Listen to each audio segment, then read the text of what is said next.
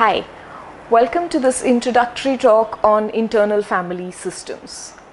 Now let's start with understanding the concept. Internal family systems is a model that evolved pretty recently when it comes to the history of psychotherapy, and it was evolved by a gentleman called Schwartz, who was working in the area of psychotherapy, specifically with trauma patients.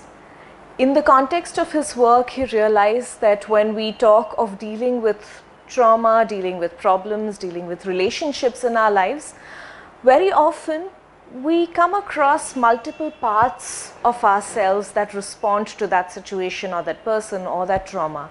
And it is through these insights that the whole idea of internal family systems, or IFS, evolved. Let's understand what we mean by these internal families. Dr. Schwartz proposed that while each of us appear to be one person and therefore one personality, we are in fact a composition of various aspects of our persona and to some degree multiple personalities. Now, does it mean we have a disorder? No, we do not. It's very natural to have various parts of us.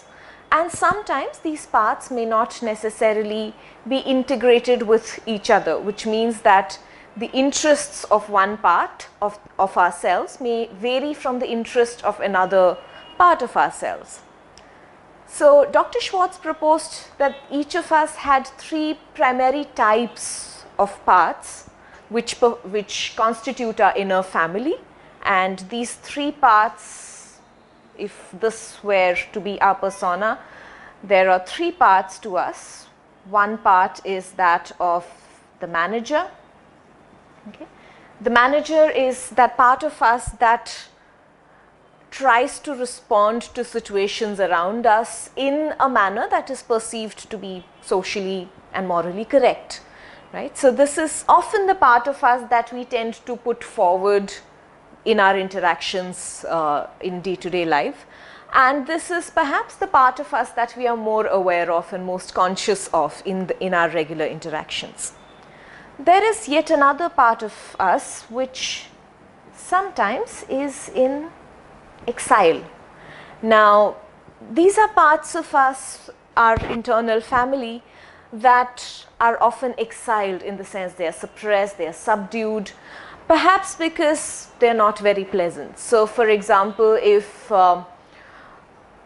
I've been through, let's say, a traumatic incident as a child, so maybe I've lost somebody very close to me, and in that context of that loss, because I was very small, the loss of that person made me feel extremely unhappy, extremely lost, and therefore every time I come across a situation of loss, which could be in the form of death, it could be in the form of somebody moving to a new city, it could be in the form of, let's say, my phone getting stolen, my response to that loss is exactly the same as the response that happened when I was a little child. So I might end up wailing, I might end up crying uncontrollably, I might end up completely withdrawing into a shell and locking myself up in a room. Over a period of time, as we realize that this particular response is uncontrollable and is undesirable and socially unpleasant, we somehow learn to exile this part of us, which means we try and push it away, we try and lock it up, not show it as much as possible. But of course, because it's a part of us, it does tend to come up on and off in our interactions. And there's yet another part of us, which is the firefighter. Now, this firefighter is that part of us which tries really hard to keep this part in exile. So it tries and makes sure that anytime this exiled part tries to come up, the firefighter brings up an optimistic front or a brave front and tries not to bring up this part. Now, the model of internal family system says that over and above all these parts, there is ourself that is compassionate, has a lot of wisdom, has a lot of experience, and knows how to integrate all of these parts. So the purpose of this introduction for you is to understand and try and have a dialogue with each of these parts. It could be a situation as simple as a friend asking you out to a movie the next time around. Think about which part of you is trying to respond to it. There may be a part of you that says, yes, I really want to go ahead and watch this movie with you. There may be yet another part that says, no, I think I'd rather just sit at home and watch a movie. Look at which of those parts responds and make an attempt to listen to each of those parts and integrate their message so that none of those parts feel exiled, none of those parts feel that they're not part of your internal family. Thank you.